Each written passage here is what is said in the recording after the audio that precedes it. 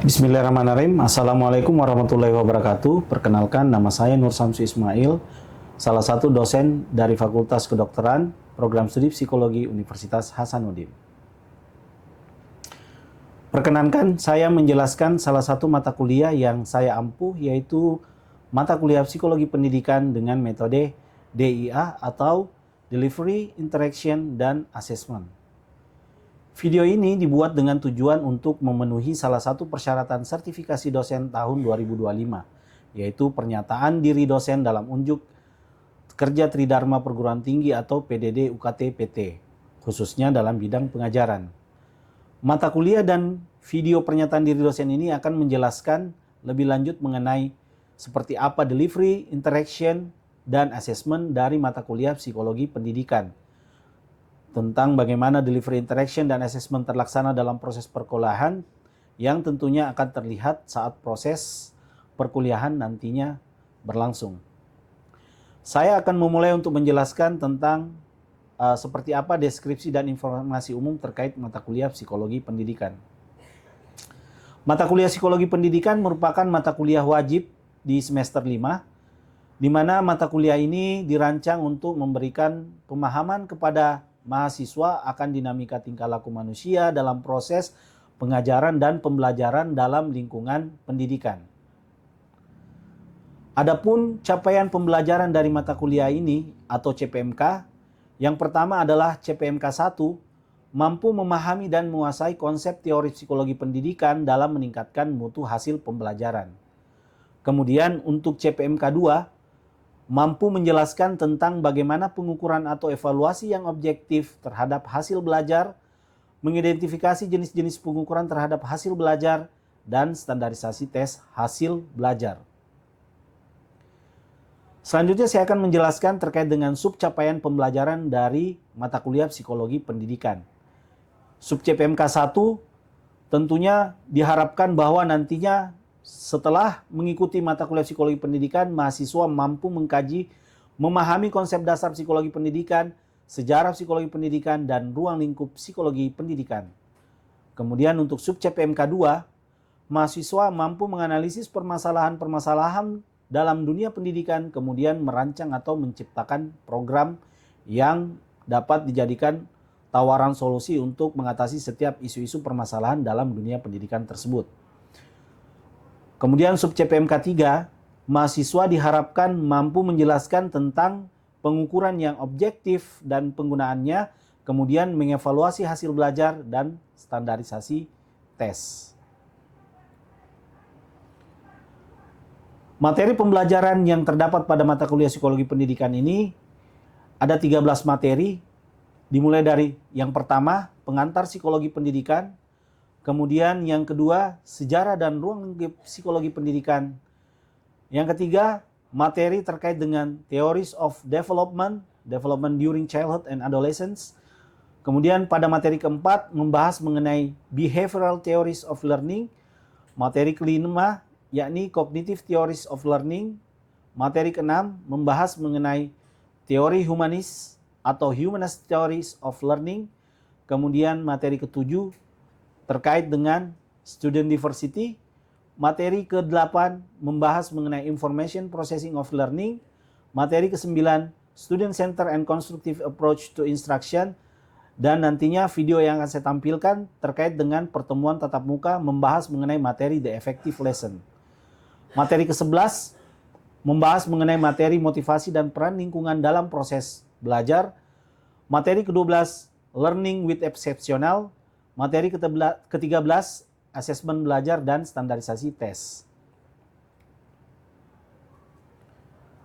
Untuk sistem dan metode pembelajaran dalam mata kuliah Psikologi Pendidikan ini dilaksanakan secara sinkronus dan asinkronus dengan menggunakan metode pembelajaran aktif yang mengutamakan peran dan keaktifan mahasiswa dalam proses pembelajaran, yaitu pembelajaran reflektif, kolaboratif, diskusi kelompok, dan penugasan berupa studi kasus melalui LMS atau Psikola Universitas Hasanuddin.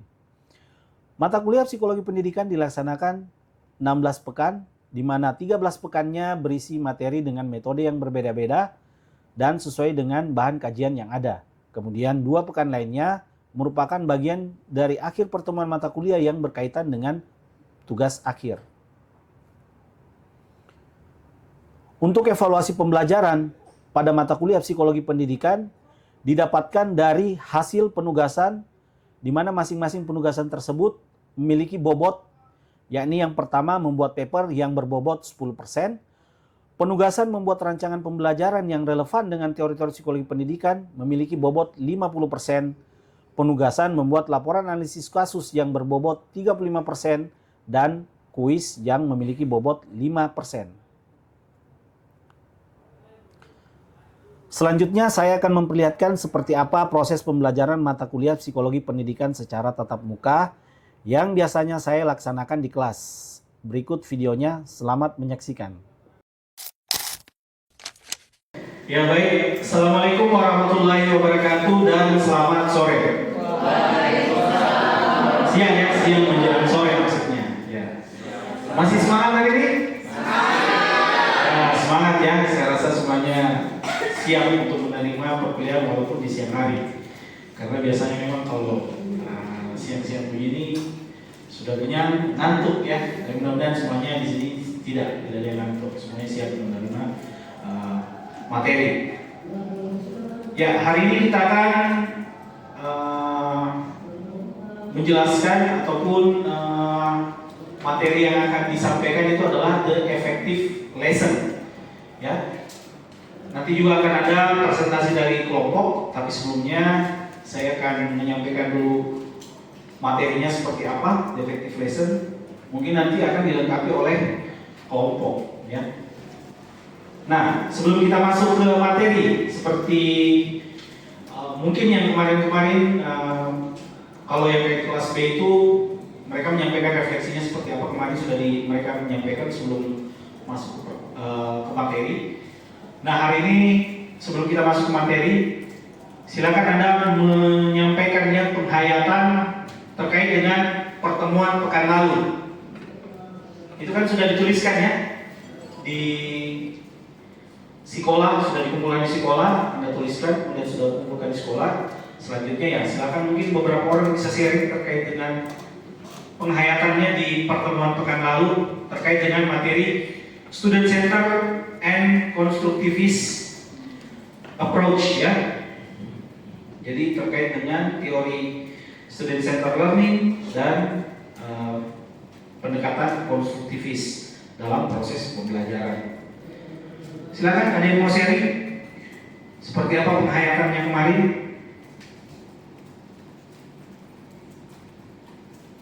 Silakan. Ayo. Masa tidak ada yang berani?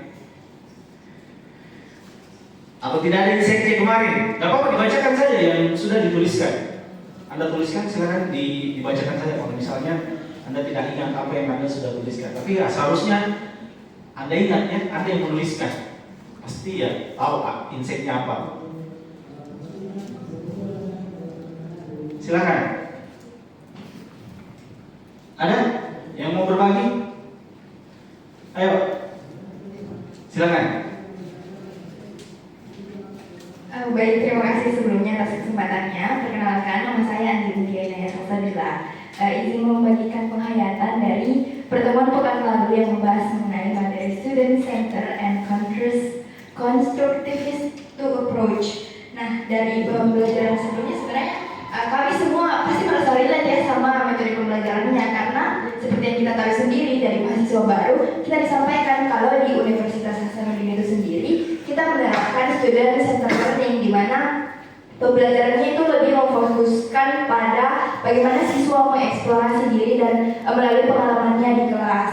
Dan juga terasa ya betapa menariknya, dari awal kita diajak kuis, terus dari games-gamesnya juga kita diajak berpikir kritis, bekerja bersama kelompok untuk menjawab pertanyaan. Dan dari situ sebenarnya kalau kita mengalami sendiri dan kita diajak untuk berpikir, untuk menyelesaikan suatu permasalahan, kita bisa mendapatkan insight yang lebih kaya karena kita terlibat sepenuhnya dalam proses tersebut. Nah, ketika materi konstruktivisme juga dibahas, saya sebenarnya selalu tertarik dengan pembahasan mengenai zona perkembangan proksimal juga terkadang merasa relate dengan materi tersebut. Kadang kita sulit untuk memahami suatu materi kalau sendiri dan membutuhkan bantuannya orang lain, dan itu adalah hal yang wajar dan merupakan strategi pembelajaran juga bagi kita. Kalau misalnya kita tahu jadi kita ini butuh bantuan, kita boleh bertanya ke teman-teman, meminta pendapat dari dosen dan lain sebagainya. Mungkin itu saja Pak, terima kasih. Kita boleh proses. Ada lagi? Siapa lagi yang mau sharing? Dari sini mungkin. Ayo, siapa?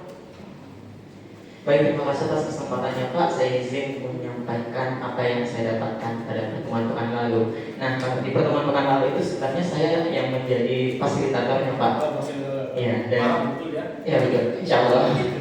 Jadi pada waktu itu kami itu melakukan sejumlah kuis di awal dan juga menyampaikan materi, lalu mengarahkan teman-teman untuk berdiskusi dan menyampaikan dan mengadakan kuis di atas. Dan yang saya rasakan pada saat itu bahwa yang kita jalani pada saat itu sebenarnya sangat rusuh, karena memang cirinya dari student center dan constructive personal seperti itu.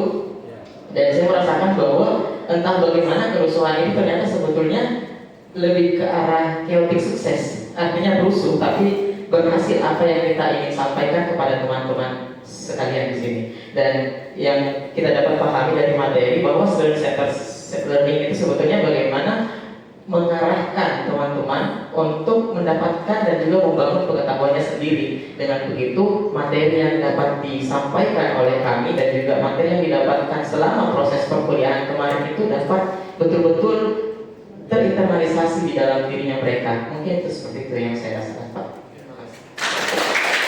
Terima kasih Pak Direktur. Ya, jadi kurang lebih seperti itu ya tadi yang sudah disampaikan oleh teman-temannya, bahwa ya student center and constructivist ini tentunya sangat penting dalam proses pembelajaran ya, dimana ya kalau dulunya itu sumber pembelajaran itu di guru, kemudian bergeser ke siswa melalui pendekatan student center ya. Jadi ya itu juga yang coba diterapkan di Unhas, begitu juga diterapkan di prodi psikologi. Bagaimana ya tentunya siswa yang harusnya lebih aktif, dosen sebagai fasilitator. Walaupun tadi seperti temannya yang kekurangannya student center itu kadang ya kalau tidak terlalu baik gurunya dalam ataupun ya gurunya tidak baik terlalu baik dalam manage kelas ya, makanya nanti ada juga terkait dengan bagaimana seyogianya efektif itu ya, efektif lesson itu harus bagaimana memanage kelas dengan baik ya. Nah kalau misalnya gurunya tidak punya kemampuan memanage kelas dengan baik ya bisa jadi ya rusuh jadinya. Tapi kalau bisa di-manage dengan baik, ya tentunya ya siswanya aktif, tapi tidak akan membuat kegaduhan, tapi tetap berjalan dengan lancar kelasnya. Makanya pentingnya salah satu tantangan menjadi dalam menerapkan student center ini adalah bagaimana guru harus mempersiapkan metode yang tepat, ya harus variatif yang bisa men-trigger siswa untuk lebih aktif. Itu kan yang kemarin disampaikan bahwa ya tentunya siswa yang menjadi sumber belajar yang harus aktif dalam proses pembelajaran. Bagaimana pembelajaran itu lebih bermakna. Tentunya kalau mau siswanya aktif, mereka harus bisa tahu apa makna pelajaran yang diberikan. Tentunya kalau ada maknanya, pembelajaran itu bisa lebih men-trigger siswa untuk bahwa oh ini penting untuk saya pelajari karena saya tahu makna dari pembelajarannya apa. Proses pembelajaran ini pentingnya di mana. Jadi makanya perlu dijelaskan juga apa sih pentingnya pembelajaran materi ini.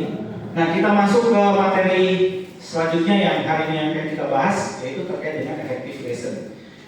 Nah terkait dengan effective lesson ini, kalau misalnya kita mau membuat proses belajar itu efektif, ya salah satunya yang bisa dilakukan dengan strategi memanage kelas. Bagaimana manajemen kelas yang efektif. Ya. Manajemen kelas yang efektif yaitu membuat pembelajaran berjalan lancar dan tentunya siswa aktif belajar. Ya, apalagi kalau sudah dibarengi dengan metode student center, ya, konstruktivis. Bagaimana siswa mampu membangun sendiri pemahamannya terkait dengan materi yang mau diberikan. Manajemen kelas yang buruk ketika misalnya hanya menciptakan kekacauan tanpa ya suasana kelasnya ribut, apa dan sebagainya ribut, ya dosennya yang aktif, malah dosennya yang lebih aktif memberikan penjelasan mengenai materi, tetapi siswanya mungkin ada yang ngantuk di belakang, malah ada yang bicara sendiri ya. Kebayangkan kalau misalnya tidak ada manajemen kelas yang baik, bisa-bisa ya tentunya ya chaos. Belajar jadi hal yang asing, siswa tidak mampu menemukan apa sih makna dari materi yang mau diberikan ini, apa sih gunanya saya belajar ini. Nah, itu kalau misalnya manajemen kelas yang tidak efektif, tentunya dibarengi dengan metode yang juga kurang efektif, maka yaitu hal yang buruk yang terjadi. Kemudian manajemen kelas yang yang efektif itu memaksimalkan kesempatan belajar, ya. Bagaimana proses belajar itu bisa lebih dioptimalkan. Kemudian pendekatan lama itu lebih menekankan aturan ketat dan kepatuhan. Jadi lebih kaku kalau yang lama ya. Beda dengan pendekatan yang baru, menekankan hubungan yang lebih mendukung dan peluang regulasi diri, tentunya dengan metode-metode yang lebih variatif, yang lebih baik. Tidak hanya sekedar bahwa siswa duduk mendengarkan materi pulang, itu model lama. Kalau yang baru ya bagaimana hubungan yang mendukung. Jadi makanya bilang guru itu sebagai fasilitator, memfasilitasi, selebihnya diserahkan kepada siswa untuk bagaimana dia menemukan cara belajarnya. Jadi makanya juga kalau kemarin mungkin disampaikan bahwa ya salah satu hal yang bisa membantu dalam metode student center itu ya bagaimana siswa itu ditumbuhkan semangatnya melalui banyak metode ya yang variatif tentunya. Bagaimana fasilitator itu harusnya mendukung, paham betul dengan karakteristik semua siswanya yang beragam dalam kelas, karena dalam kelas itu semua siswa dianggap adalah unik, punya cirinya masing-masing, sehingga ya itu tantangan juga untuk guru bagaimana caranya supaya betul-betul semua siswa ini aktif terakomodasi dengan berbagai macam keragaman yang ada ya, seperti itu. Makanya penting yang namanya paham juga karakteristik siswa. Bagaimana cara kita mau mengajak mereka untuk belajar kalau kita juga tidak tahu karakternya siswanya seperti apa. Jadi harus menjadi support ya, mendukung, menjadi faktor pendukung juga. Jadi guru kini berperan sebagai pembimbing, bukan cuma sekedar mengarahkan. Kalau cuma sekedar mengarahkan ya siswa cuma patuh saja ya. Tapi fungsi guru adalah juga membimbing, mendampingi. Ketika misalnya ada hal yang kurang dipahami, siswa bertanya ya bagaimana caranya ada tidak sekedar menyuapi, tapi bagaimana memahamkan. Seperti itu ya. Tugasnya sebagai pembimbing, mentor istilahnya ya. Ruangan kelas itu ditata dengan baik. Bagaimana guru bisa melihat semua, ya? Ketika misalnya apa yang saya sampaikan di sini didengarkan baik tidak dengan yang siswa di sebelah sana di ujung ya. Jadi hindari penataan ruang yang bikin guru itu tidak bisa melihat semuanya ya. Terbatas ininya, jangkauannya. Ada blind spotnya istilahnya kalau di sini. Ruang untuk mengecek apakah ada blind spot. Dengan pengawasan visual yang baik dapat mencegah perilaku negatif sejak awal. Ya. Kayak saya pernah ya waktu dulu di sekolah saya ya pengalaman ini ya. Itu saking tidak bagusnya penataan ruang, kalau di bagian belakang itu siswa itu bisa sambil main kartu. Gurunya menjelaskan dia main kartu di belakang. Ya. Nah, tentunya hal-hal seperti itu kita hindari kalau penataan ruangnya kurang bagus. Karena guru yang di depan yang berbicara, dia jangkauannya tidak sampai di bagian belakang. Jadi ada aktivitas lain, aktivitas yang harusnya dilakukan di luar kelas tapi dilakukan pada saat materi berlangsung. Nah itu, makanya perlu penataan ruang. Sedangkan bahan ajar tempat yang mudah dijangkau jadi ini ya hal-hal. Kemudian ini contoh ya penataan ruang kelas setting. Ini adalah salah satu contoh ya terkait dengan manajemen kelas classroom setting. Yaitu teacher jadi model ini model auditorium style, offset style, seminar style, ya. Jadi ya bisa dilihat. Ya baik, assalamualaikum warahmatullahi wabarakatuh dan selamat siang Bapak dosen dan teman-teman sekalian. Semangat sekali ya. Ya baik, jadi pada hari ini ya seperti biasanya kita kembali mengikuti mata kuliah psikologi pendidikan yang tentunya setiap pertemuan maksudnya kita mendapatkan materi-materi yang berbeda, sama seperti yang akan kami bawakan pada hari ini, yakni kelompok kami terkait dengan materi di effective lesson. Ya, sebelumnya kami ingin memperkenalkan terlebih dahulu anggota kelompok kami. Di sini ada Lia, ada Tasya, dan juga ada Syahid ya yang entah kemana. Ya, berhalangan untuk hadir, serta saya sendiri Setia. Ya, sebelumnya teman-teman perlu mengetahui adapun tujuan pembelajaran kita pada hari ini, yakni yang pertama teman-teman mampu untuk memahami konsep dasar belajar, mampu memahami konsep dasar pembelajaran efektif, serta mampu memahami apa saja sih metode-metode pembelajaran yang efektif. Nah, karena kan tadi juga Bapak telah menjelaskan ya terkait materi di effective lesson, mungkin saya ingin mendengar dulu, mungkin ada salah satu teman yang bisa mau berbagi terkait apa saja yang diketahui dari di effective lesson tersebut.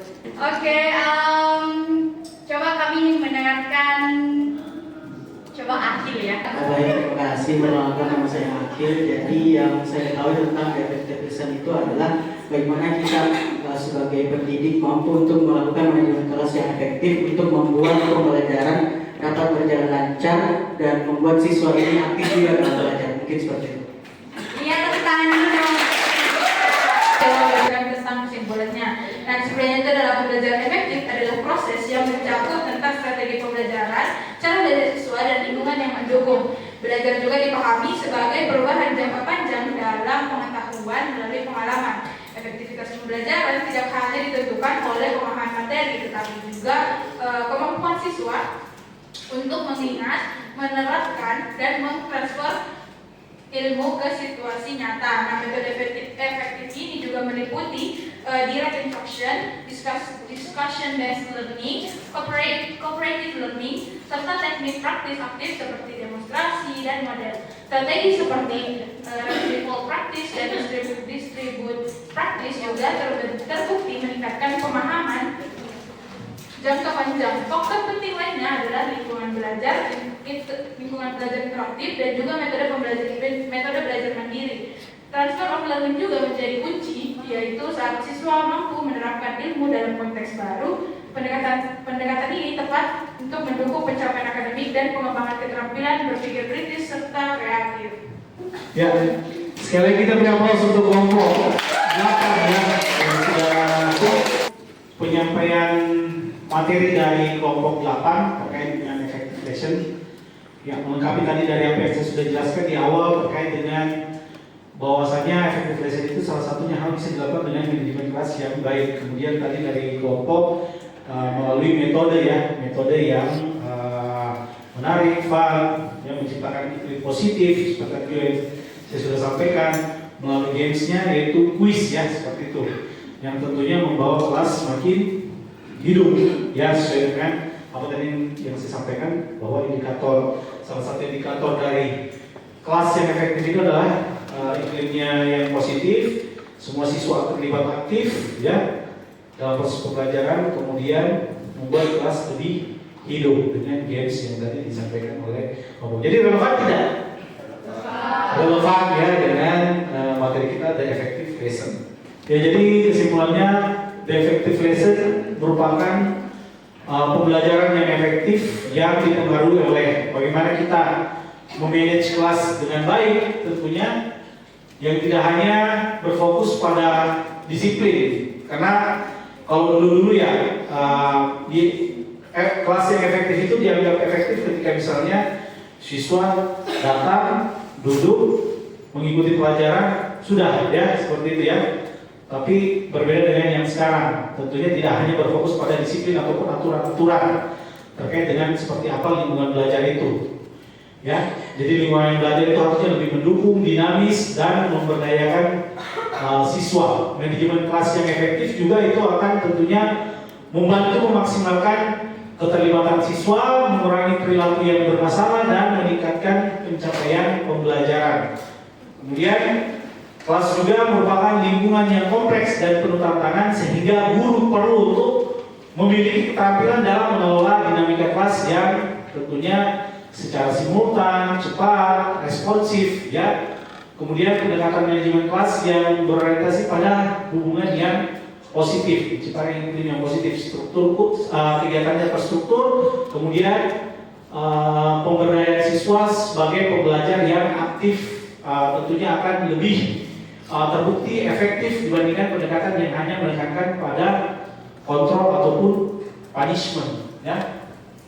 Kemudian iklim kelas yang positif ditandai dengan suasana yang hidup ya, seperti tadi yang dicontohkan oleh kelompok, namun terarah di mana siswa ya atau peserta didik terlibat aktif dan saling mendukung dalam proses belajar. Kemudian strategi penting untuk mengoptimalkan waktu belajar tadi yang seperti yang saya jelaskan meliputi menjaga kelancaran alur aktivitas, meminimalkan waktu transisi dan menumbuhkan akuntabilitas siswa terhadap tugasnya. Jadi peserta didik paham akan tugasnya seperti apa, bahwa tugas tersebut adalah tanggung jawab untuk dikerjakan oleh setiap peserta karena bagian dari proses pembelajaran.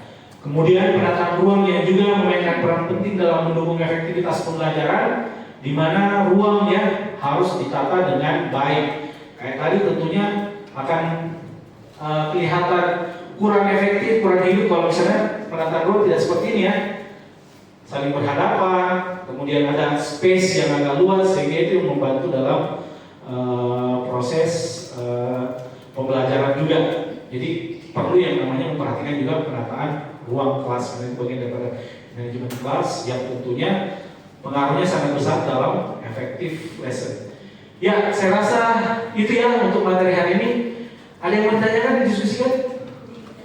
Cukup ya dari apa yang tadi saya jelaskan, kemudian ditambah tadi dengan aplikasi dari kelompok ya, yang saya rasa sudah terimplementasikan dengan baik melalui model pembelajaran yang ditujukan oleh kelompok. Ya, sekali lagi kita beri aplaus untuk kita semua. Saya mengingatkan bahwa pekan depan itu sudah masuk materi motivasi ya, motivasi dan lingkungan belajar yang akan disampaikan untuk materi pekan depan dan juga dibantu oleh presentasi dari kelompok 9 ya. Jadi silakan kelompok 9 mempersiapkan diri untuk materi pekan depan. Kemudian jangan lupa juga tetap mengerjakan tugas penghayatannya ya. Kalau misalnya dosennya lupa untuk membuat suatu tugasnya, mungkin nanti di koordinator bisa bantu untuk mengingatkan juga ya, seperti itu. Ya, mungkin itu saja. Kita akhiri dengan ucapan hamdalah. Alhamdulillahirobbilalamin. Assalamualaikum warahmatullahi wabarakatuh. Ya, terima kasih ya semuanya. Demikian deskripsi singkat cuplikan proses pembelajaran dari mata kuliah Psikologi Pendidikan yang saya ampuh.